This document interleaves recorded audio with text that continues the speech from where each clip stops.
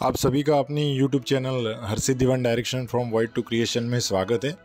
आज का अपना विषय है हिंदी व्याकरण, जिसमें भाषा के बारे में हम देखने वाले हैं। तो प्रथम प्रश्न अपना हो जाता है, भाषा क्या होती है।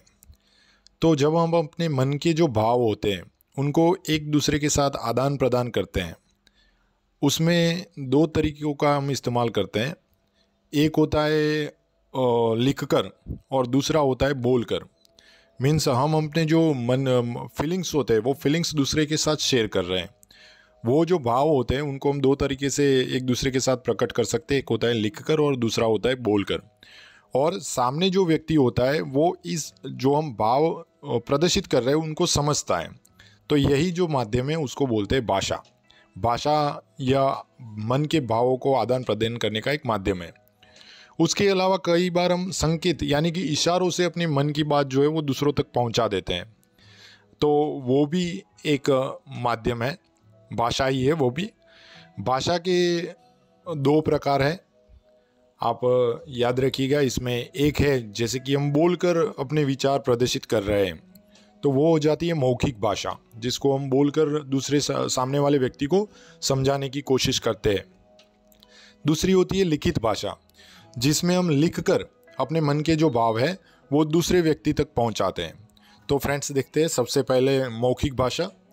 मौखिक भाषा का जो आदान प्रदान का माध्यम है वो हो जाएगा बोलकर।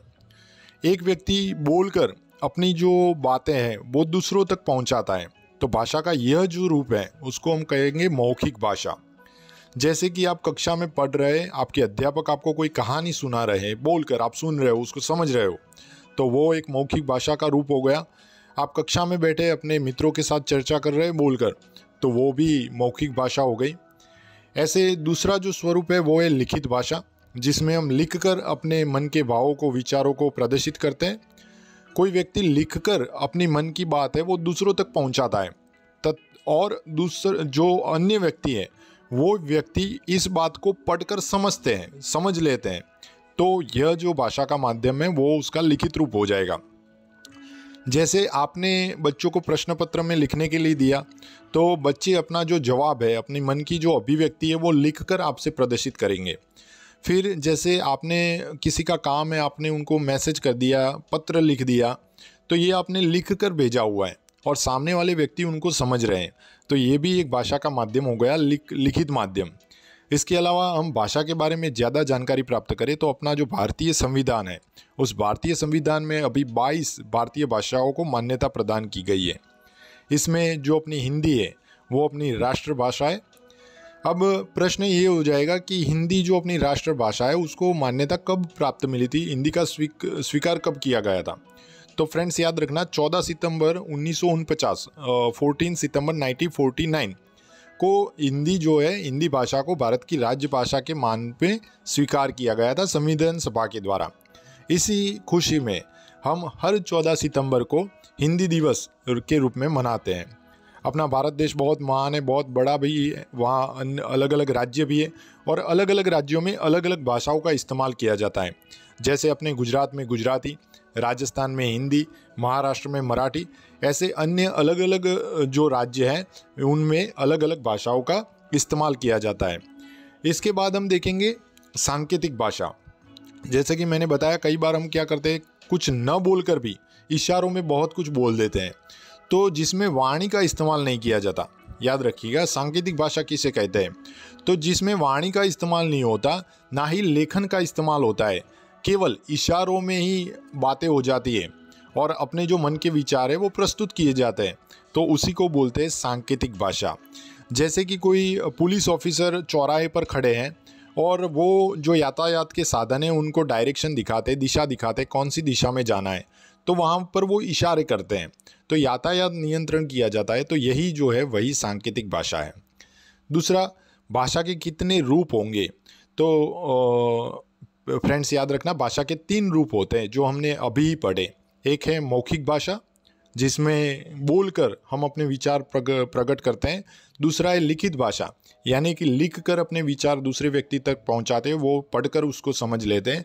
और तीसरा होता है सांकेतिक भाषा, जिसमें इशारों में बातें होती है। ओके, तो हमने अभी बात की कि लिखित भाषा, तो लिखित भाषा के लिए किसका इस्तेमाल किया जाता है? लिपि। अब प्रश्न हो जाएगा कि लिपि क्या होता है। तो जैसे कि आप हिंदी में अपना नाम लिख रहे हैं, जैसे कि आपका नाम है कमल, तो कमल में पहला अक्षर हो जाता है क। तो आपने बोला क सही है, लेकिन लिखते कैसे हैं? तो क की जो राइटिंग होती है, आप जैसे पेन से क लिखते हो, वो उसकी हो जाएगी लिपि, है ना। हर एक भाषा को लिखने के लिए अपनी लिपि होती है। और लिपि का अर्थ क्या होता है? तो जो ध्वन्यात्मक संकेत होता है, जैसे कि क, तो ये क आवाज़ है, ध्वनि है, और उस क को हम जिस चिन्ह के स्वरूप में दिखाते हैं वही हो जाता है अपनी लिपि। जैसे कि हम हिंदी वर्ण में अ लिख रहे हैं, तो बोलने में तो हम अ बोल रहे हैं, और उसी वर्ण को हम पेन या पेंसिल से लिखेंगे अ। तो जो लिख रहे हैं, जो हमें दिख रहा है, ध्वनि हम सुन सकते हैं, ध्वनि को हम देख नहीं सकते, है ना। तो जो अ वर्ण है वो वर्ण हम सुन सकते हैं, लेकिन कागज में कैसे लिखते हैं? तो जो कागज में लिखा हुआ है वो होता है लिपि।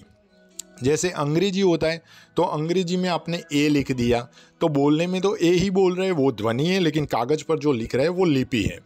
भाषाओं के लिखने के जो ढंग होते हैं उनको ही बोलते हैं लिपि। तो प्रश्न हो जाएगा कि हिंदी कौन सी लिपि में लिखी जाती है? तो फ्रेंड्स याद रखना, हिंदी जो है वो देवनागरी लिपि में लिखी जाती है। आगे का अपना पार्ट है व्याकरण। व्याकरण किसे कहते हैं? तो आप कुछ भी बोल देते, कुछ भी लिख देते, तो वो क्या सही है? तो उसको जो मान्यता प्रदान करता है उस शास्त्र को बोला जाता है व्याकरण शास्त्र। ये व्याकरण शास्त्र हमें क्या सिखाता है? तो आप जो भाषा बोल रहे हैं वो भाषा सही रूप से लिखी जा रही है, आप जो बोल रहे हो वो सही बोल रहे हो या नहीं, आप जो लिख रहे हो वो शुद्ध है या अशुद्ध है, ये सारी बातें हमें व्याकरण से पता चलता है। तो व्याकरण क्या है? तो फ्रेंड्स याद रखना, व्याकरण जो है वो नियमों का एक संग्रह है। हर एक भाषा का अपना व्याकरण होता है। जैसे अभी हम हिंदी भाषा की बात कर रहे हैं, वो हिंदी का व्याकरण है, हिंदी भाषा का व्याकरण है। और ये हिंदी भाषा का व्याकरण के सारे वीडियो में नेक्स्ट बाय नेक्स्ट अपलोड करता जाऊँगा। ये उन लोगों के लिए जिनको ज़रूरत है, ये जो भी बच्चे पढ़ रहे हैं उनके लिए भी है, और जो स्पर्धात्मक परीक्षाओं की तैयारी कर रहे हैं उन मित्रों के लिए भी है। कंटिन्यू में 1 बाय 1 सारे वीडियो अपलोड करता जाऊंगा, आपको आपका सपोर्ट चाहिए, है ना। तो यहाँ पर व्याकरण के बारे में वापस रिपीट कर देता हूँ। व्याकरण क्या होता है? व्याकरण भाषा के नियमों की जानकारी देता है, जैसे सही सही बोलना, पढ़ना और लिखना। आप सभी ने ये वीडियो देखा, उसके लिए आपका बहुत बहुत धन्यवाद। नेक्स्ट वीडियो की लिंक नोटिफिकेशन के लिए चैनल को सब्सक्राइब करना मत भूलिए। अगर चैनल सब्सक्राइब किया हुआ है तो अपने फ्रेंड के साथ भी शेयर कीजिए, ताकि ये इन्फॉर्मेशन उन तक भी पहुंच सके। आप सभी का फिर से तहे दिल से शुक्रिया, धन्यवाद।